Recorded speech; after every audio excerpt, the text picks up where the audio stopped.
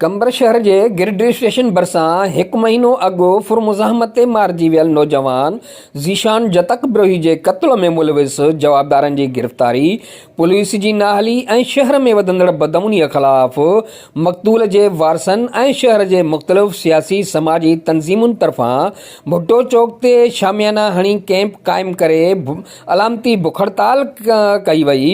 उन सिलसिले में मक़तूल जे वालिद अब्दुलरशीद जतक, सरदार मोहम्मद अली हकड़ो, सैयद इख़लाक़ शाह बुखारी, मोहम्मद जान बिरोही, वाजिद गोपांग ऐं ॿियनि आवाज़ न्यूज़ सां ॻाल्हाईंदे चयो त महीनो गुज़रण जे बावजूदि शहीद ज़ीशान जे क़ातिलनि खे पुलिस गिरफ़्तार न करे सघी आहे, छाकाणि त हीउ ॾींहुं ॾिठे जो ॾोह थियल आहे ऐं ॾींहुं ॾिठे जो क़ातिल सरेआम शहर मां फ़रार थी विया आहिनि।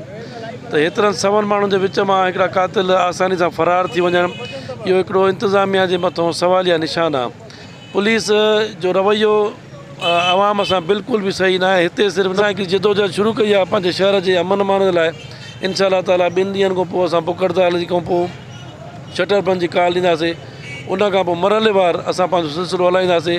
आख़िर में अदलिया जे दर जा धरणो वणंदासीं त जीअं असां सां इंसाफ़ थिए। आवाज़ ज़ीशान मुंहिंजो पुटु आहे साईं, तव्हांजो हिनखे शहीद करे विया। पहिरें ॾींहुं एस पी साहिबु आयो त 3 ॾींहंनि में तव्हांखे माण्हू बि ॾींदुसि, हर शइ तव्हांजो कमु थींदो। 3 ॾींहंनि खां पोइ एस पी साहिबु ज़ाहिर कोन थियो। 15 ॾींहंनि खां पोइ वरी आयो दुरानी साहिबु त उहा तव्हांजा चोर बि तव्हांखे ॾींदुसि, तव्हांखे गाॾी बि ॾींदुसि, तव्हां धरणो छॾियो। असां वगण बाईपास थियासीं, उहे हुन खां 5 ॾींहं मुलज़ ताईं 5 ॾींहं खां पोइ वरी शो कई त हे तव्हांजा ॾोहारी आहे, फिलाणो आहे, टीरो आहे। असांजो ॾोहारी आहे त असांखे उहा गाॾी जो जेके ॿिया ॾोहारी अथसि उहे बि असां पेश कयो। चई न उहे कोन्हनि खे आहे। असां हिनखे कीअं कंदासीं बाबा, जॾहिं असांजे मुंहिंजे पुट जी जॾहिं गाॾी हुई आहे, उहा गाॾी न आहे त मां हिनखे चोर कीअं थो कयां। शहीद ज़ीशान बिरोही जे क़ातिलनि खे गिरफ़्तार नाहे कयो वियो, न वरी ज़ाहिर ई कयो थो वञे। ऐं पुलिस जेको आहे सो मुख़्तलिफ़ कूड़ा माण्हू आणे करे ऐं मालिकनि खे हिरासा करे ऐं चए थी त हिननि ते खून जी FIR कटायो, जेका सरासर हिकिड़ो ॿियो बि ज़ुल्म थी रहियो आहे। हिकु त असां सां ज़ुल्म थियो, असांजो शहरी नौजवान सुहिणो शहज़ादो जेको आहे ज़ीशान बिरोही शहीद कयो वियो।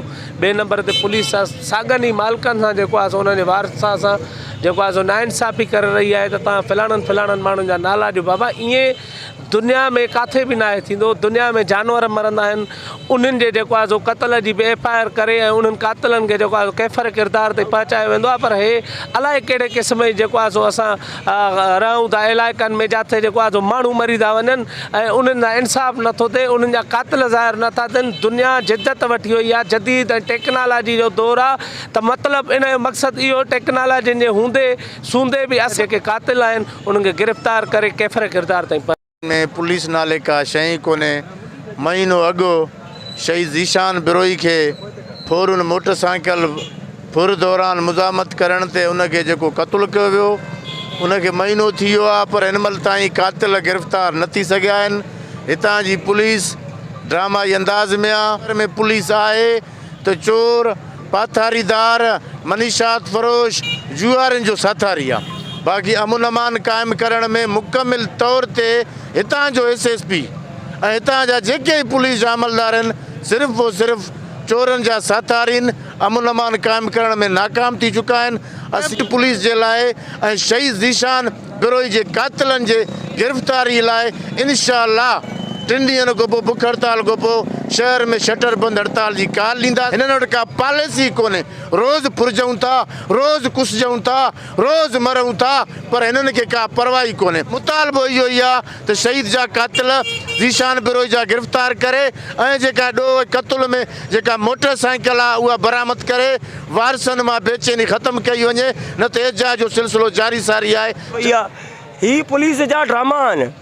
ही हेड क्वार्टर आहे ऐं हिते जे सरेआम ऐं जेको आहे सो राति जी ऊंदहि न हुई हेॾी, जेको ज़ीशान खां गाॾी खसे ऐं उनखे गोलियूं हणी ऐं हुनजो क़त्लेआम जेको कयो वियो आहे, उनजी असां सख़्तु लफ़्ज़नि में कंबर शहरी मज़म्मत कयूं था।